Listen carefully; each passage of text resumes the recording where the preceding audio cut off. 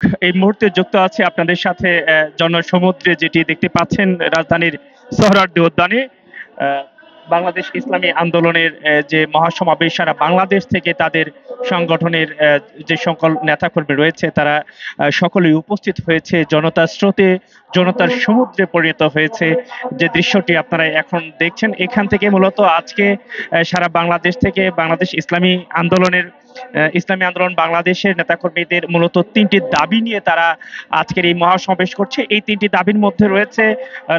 রাষ্ট্রের সংস্কার এবং বিভিন্ন পর্যায়ের বিচার এবং এই বিচার পরবর্তী রাষ্ট্রের সমন্বয়কভাবে পরবর্তী যে নির্বাচন সেই নির্বাচন এবং এখানে আগত যে সকল বক্তা ছিল সেই বক্তারা কিন্তু সকলেই বলেছে বিভিন্ন জেলা থেকে বিভিন্ন অঞ্চল থেকে তারা বক্তব্য রাখছিলেন এবং সেখানে মূলত তারা বিগত সরকারের বিভিন্ন সমালোচনা করে এবং স্বাধীনতা পরবর্তী সময় বিশেষ করে বিগত ২০ বছরে তারা ভোটাধিকার প্রবেশ করতে পারেনি এমন কিন্তু অভিযোগ তারা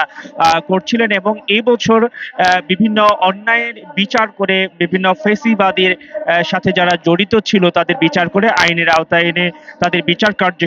সম্পন্ন করে এবং রাষ্ট্রের অভ্যন্তরীণ যে বড় ধরনের গলদ যে জায়গাগুলোতে রয়েছে সেই বড় ধরনের গলদগুলোকে মোকাবেলা করে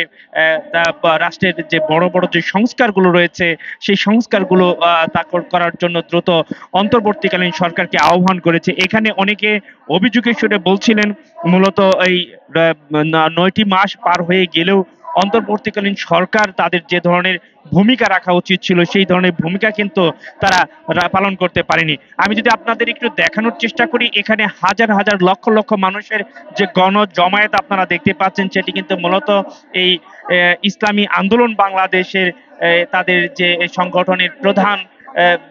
তাদের এই চরমোনাই পীর সাহেবের বক্তব্যের জন্য অধীর আগ্রহে তারা রয়েছেন এবং এখান থেকে যে সকল সিদ্ধান্ত আসবে সেই সিদ্ধান্ত অনুযায়ী তারা তাদের বিভাগীয় পর্যায়ে জেলা পর্যায়ে এমনকি উপজেলা পর্যায়ে তারা এই বিষয়গুলো ফলো করবেন। এই মুহূর্তে কিন্তু মূলত জোহর নামাজের আয়োজন চলছে এবং এই আয়োজন পরে 2টা থেকে এখানে এই আজকের মহাসমাবেশের মূল অনুষ্ঠান শুরু হওয়ার কথা রয়েছে এবং এখানে কিন্তু অন্তর্বর্তীকালীন সরকারের কঠিন সমালোচনা তাদের এই 9 মাসের রাষ্ট্র পরিচালনার ক্ষেত্রে যে অগ্রগতি সেই অগ্রগতিগুলো দৃশ্যমান নয় বলে এখানে প্রতিটি বক্তা উল্লেখ করেছেন এবং আগামী নির্বাচনে এখানে সকল দলের সমন্বয় করে সকল দলের অংশগ্রহণ নিশ্চিত করে সামনে নির্বাচন থেকে মাধ্যমে গণতন্ত্র ফিরে আসবে এবং সকল ধরনের সংস্কারের মাধ্যমে ফেসিবাদের দূর হবে এবং দূর করে এই যে সকল হত্যাকাণ্ড বিগত দিনে ঘটেছে বিশেষ করে হেফাজতে ইসলামের যে শাপলা চত্বরের হত্যাকাণ্ড বিডিআর বিদ্রোহের হত্যাকাণ্ড অভ্যন্তরীণ বিগত আওয়ামী লীগ সরকারের আমলে যে সকল হত্যাযজ্ঞ পরিচালিত হয়েছে এবং সর্বশেষ ৩৬ জুলাইয়ের আন্দোলনে যে সকল শহীদরা শহীদ হয়েছেন এবং যাদেরকে নির্মমভাবে হত্যা করেছে বিগত পতিত সরকার তাদের শাস্তির দাবি নিশ্চিত করার জন্য কিন্তু আজকে মূলত এই ইসলামী আন্দোলন বাংলাদেশের মহাসমাবেশের মূল আলোচনার কেন্দ্রবিন্দু ছিল এবং আপনাদেরকে যদি বলতে চাই এখানে নারায়ে তাকবীর আল্লাহু আকবার ধ্বনিতে এই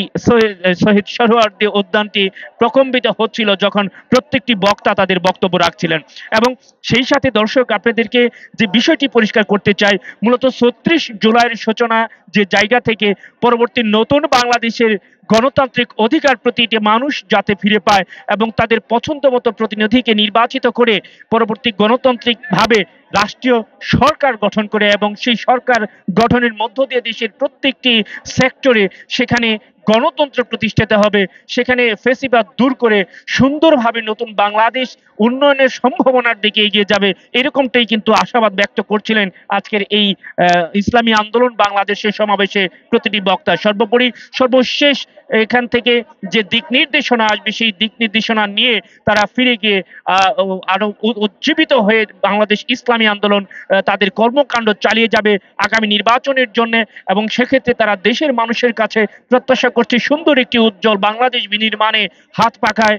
ভোট দিয়ে তাদেরকে জয়যুক্ত করে আগামী সরকার গঠনে সহযোগিতা চেয়েছেন সাধারণ মানুষের কাছে। সবকিছু ঠিক থাকলেই দর্শক আমরা 2টার পরের যে মূল অনুষ্ঠান সেই মূল অনুষ্ঠানে মূলত এখানে প্রধান অতিথি যারা রয়েছে প্রধান আলোচক যারা রয়েছে তাদের আলোচনা থেকে আরো নির্দেশনামূলক এখানে তথ্য তথ্য আমরা এখানে পাবো এবং তখন সরাসরি আপনাদেরকে জানানোর চেষ্টা করব। তো সবকিছু মিলিয়ে বাংলাদেশ ইসলামী আন্দোলনের যে আন্দোলন এবং সমাবেশ, এই সমাবেশে মূলত সঠিক দিক নির্দেশনা নেওয়ার জন্য অনেক আকাঙ্ক্ষা নিয়ে বাংলাদেশের প্রত্যেকটি জেলা উপজেলা থেকে আগত এই ইসলামী আন্দোলন বাংলাদেশের নেতাকর্মীরা একত্রিত হয়েছে এবং এখান থেকে পরবর্তী নির্বাচন, বাংলাদেশের রাষ্ট্রের যে সংস্কার, সেই সংস্কার, অন্তর্বর্তীকালীন সরকারের যে রাষ্ট্রীয় কার্যকলাপের ধীরগতি, সেগুলোকে আমলে নিয়ে এবং বিগত দিনের যে সকল ঘটনা বিচারাধীন রয়েছে সেই বিচারগুলো সুষ্ঠুভাবে সম্পন্ন করে সামনে নির্বাচনটিকে নিশ্চিত করার জন্যই মূলত এখানে তারা অধীর আগ্রহ বসে রয়েছে। তো এই ছিল আমার কাছে শহীদ সোহরাওয়ার্দী থেকে সর্বশেষ তথ্য।